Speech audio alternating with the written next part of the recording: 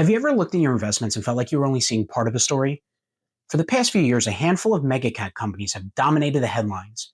These are the companies the media likes to refer to as the Magnificent Seven and have driven many indexes' returns. This has created a false sense of security for many investors who have concentrated their wealth in just a few stocks, whether they know it or not.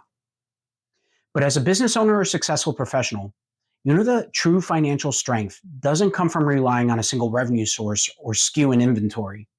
It comes from a diversified set of income sources. Today, we're going to break down how to build a portfolio that's truly diversified, moving past the hype and capturing long term growth from a much broader universe of opportunities. My core investment philosophy is simple: to focus on a long term passive approach that aligns your portfolio's expected rate of return with your specific financial objectives. We like to think about this in 5 to 10-year increments and write a plan in pencil, not pen, and also with the knowledge that rough and volatile periods will occur over that stretch. A disciplined, long term portfolio is built on three tenets: strategic asset allocation, a full understanding of the risks you want, or in rare cases, have to take, and a consistent process. But let's dive deeper into portfolio construction. As I mentioned at the beginning, one of the biggest mistakes I see investors make is placing a disproportionate amount of risk in a few large cap companies.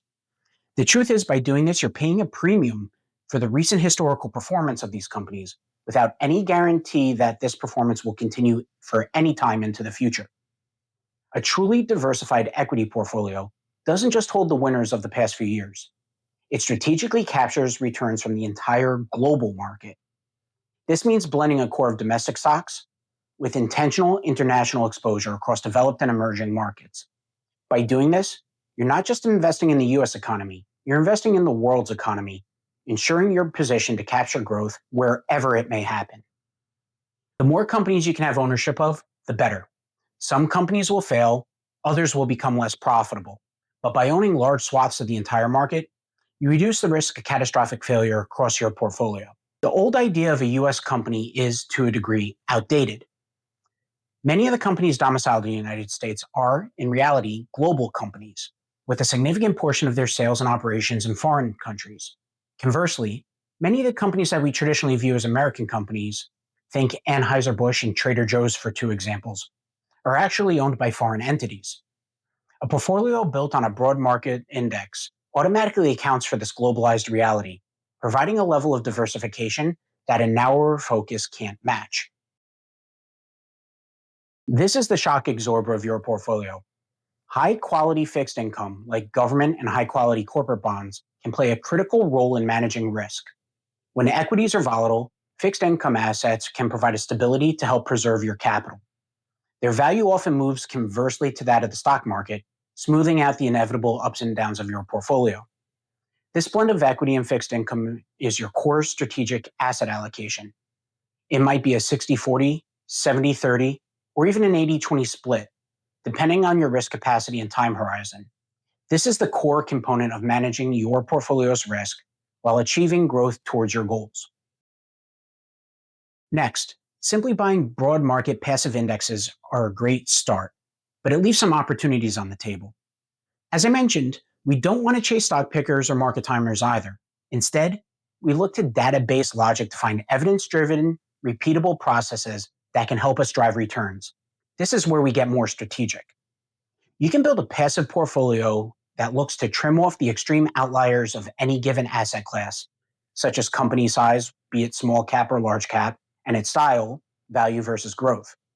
But I want to reiterate, this isn't a market timing strategy or hand-picking winners and losers. It's a structured approach that positions your portfolio to capture the long-term growth more efficiently. This disciplined, evidence-based strategy positions you to be successful for the long haul, rather than just hoping for the best with a concentrated portfolio. Ultimately, a truly diversified portfolio is one that's designed to capture the performance to meet your goals and objectives, rather than your goals and objectives meeting the performance of your portfolio. It's a disciplined, long-term strategy that removes emotion from the equation and focuses on what actually drives returns. It gives you the confidence to know that no matter what the headlines are screaming, your portfolio is aligned with your goals. If you're ready to build a portfolio that's grounded in evidence and tailored to your life, I invite you to book a complimentary 30-minute introductory call. We can look at your current allocation and see how it stacks up against a disciplined, globally diversified strategy. Click the link in the description below to get started. And remember to subscribe so you don't miss our next video, where we'll explore some of the most common mistakes investors make and how to avoid them, giving you another layer of confidence. I look forward to seeing you then.